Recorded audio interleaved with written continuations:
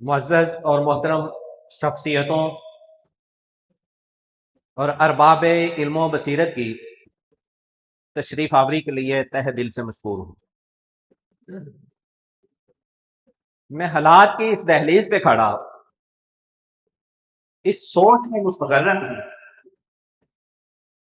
کہ میں ماں فاؤنڈیشن کے بانیوں، اس کے اراکین کو خراج تحسین کا کون سا نمونہ پیش کروں۔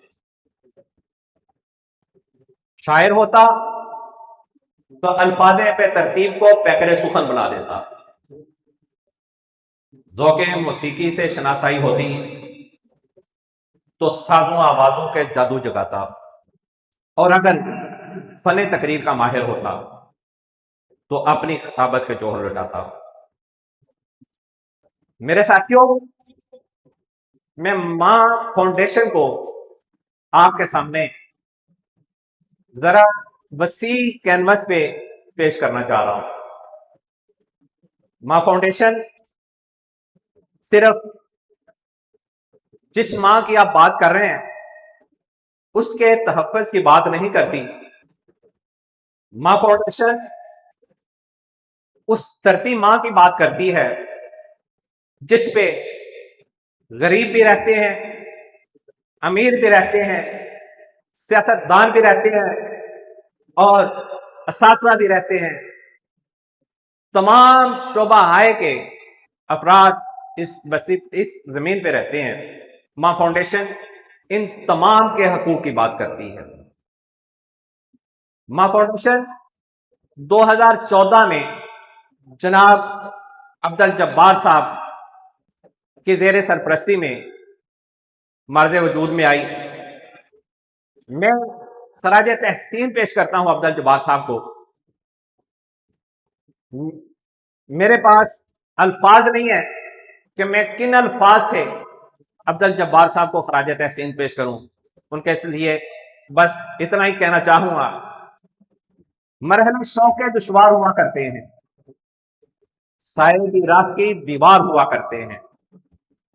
وہ جو بچے جو ہی راستے میں پڑے رہتے ہیں ان کے سینے میں بھی شاہکار ہوا کرتے ہیں، جن کی آنکھوں میں صدا پیاس کے صحرا چمکیں، در حقیقت وہی فنکار ہوا کرتے ہیں۔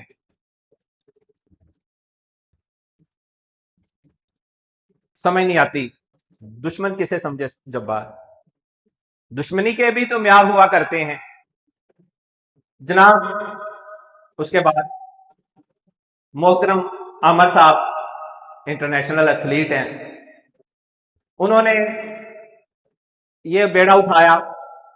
جناب چودھری صاحب، میں ان کا مشکور ہوں کہ جنہوں نے ماں فاؤنڈیشن کو اپنی صدارت میں لیا اور اس کو باقاعدہ ایک ورکنگ میں لے کے آئے۔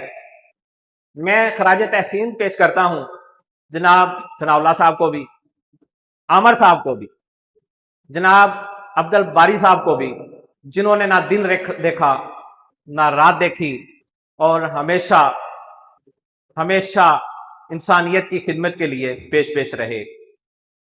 میں آپ کے لیے چھوٹی سی پیش کرنا چاہ رہا ہوں۔ غرور جاں کو میرے یار بیچ دیتے ہیں، قبا کی ہرس میں دستار بیچ دیتے ہیں۔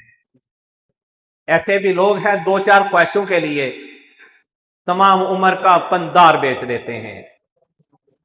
ذرا بھی نرم ہو گانا تو تاجروں گلیم و جبہ دستار بیچ دیتے ہیں۔ مجھ میں اور یوسف میں کیا فرق ہے فراز، اسے غیر مجھے یار بیچ دیتے ہیں۔